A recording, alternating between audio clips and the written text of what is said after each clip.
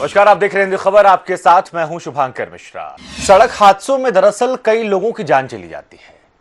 कई लोग ऐसे होते हैं दुनिया छोड़कर चले जाते हैं। अब आपको एक रिपोर्ट दिखा रहे हैं और इस रिपोर्ट में समझने की कोशिश करेगा कि एक परिवार की जिंदा दिली कैसे मरने के बाद भी जिंदा रहती है। रिपोर्ट देखिए।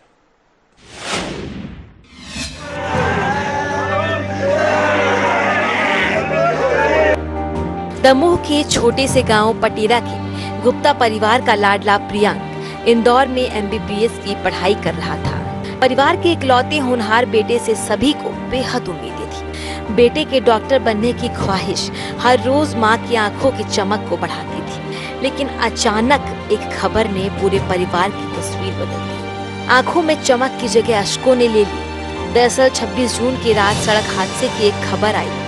एमबीबीएस के सीनियर छात्र प्रियांक को इंदौर में बेहद गंभीर हालत में अस्पताल में भर्ती कराया। प्रियांक 4-5 दिन तक मौत से जंग लड़ता रहा, लेकिन 2 जुलाई को ब्रेन डेड घोषित कर दिया गया।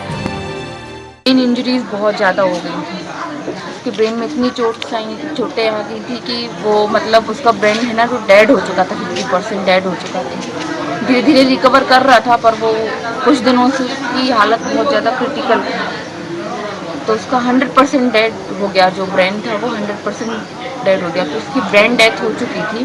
बस धीरे धीरे उसके पार्ट्स भी धीरे धीरे जो है उसका साथ छोड़ रहे थे। प्रियांक की बहनों को भाई का खोने का गम तो था, लेकिन जिंदादिली और समझदारी ने सभी को उनका कायल बना दिया। इस पूरी घटना के बाद दोनों बहनों ने भाई के शरीर के अंगों को दान करने का फैसला किया। काफी जद्दोजहद के बाद अपने परिवार को भी अंगदान के लिए राजी कर लिया। धीरे धीरे उसके लंग्स खराब हो रहे थे, तो फिर उसका जो फाइनली डिसीजन लेना था हमको कि करना क्या, उसको वेंटिलेटर से हटाना है या उसको रखना है। तो फिर हम लोगों ने अंगदान करने का सोचा कि हम अंगदान कर लेंगे। हम उसका हार्ट, उसका लीवर, उसकी किडनी, उसकी स्किन, ये सब डोनेट करने का सोचा। परिवार के सराहनीय पहल के बाद इंदौर में एक बार फिर ग्रीन कॉरिडोर बनाया गया और एयर एम्बुलेंस के जरिए प्रियांक का जिंदा दिल दिल्ली तक पहुंचाया। किडनी और लीवर मुंबई भेजा गया। इसके अलावा आंखें, लंग्स और स्किन को भी अलग अलग जरूरतमंदों को दान कर दिया गया। परिवार अपने लाडले को खोकर भी कहीं न कहीं इस बात पर खुश है कि अब प्रियांक कई जिंदगियों में जिंदा दिखाई देगा।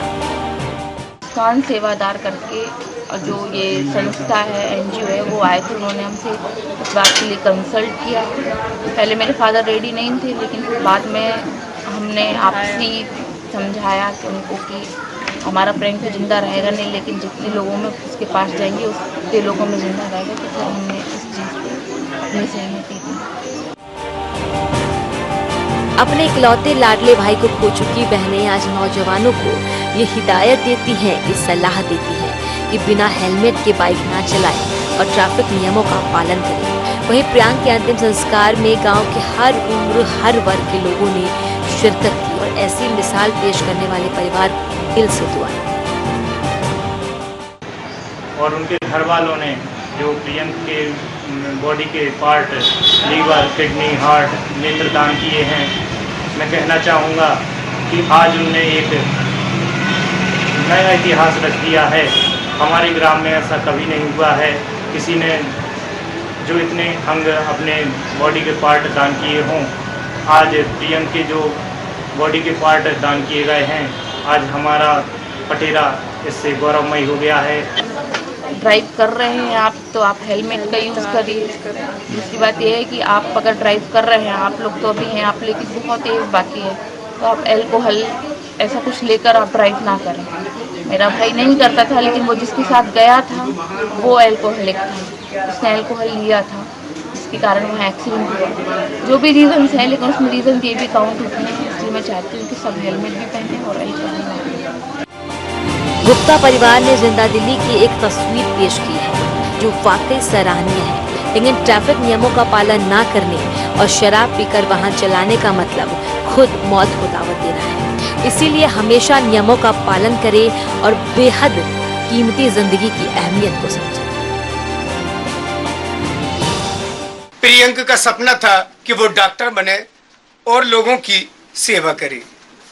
प्रियांक अब इस दुनिया में तो नहीं है, लेकिन जाते जाते 5 लोगों को एक नई जिंदगी देकर चला गया। इलाके में गम का माहौल तो जरूर है, लेकिन प्रियंका के परिवार के इस हौसले को आज सारी दुनिया सलाम करेगी। इम्तियाज चिश्ती, हिंदी खबर, दमोह।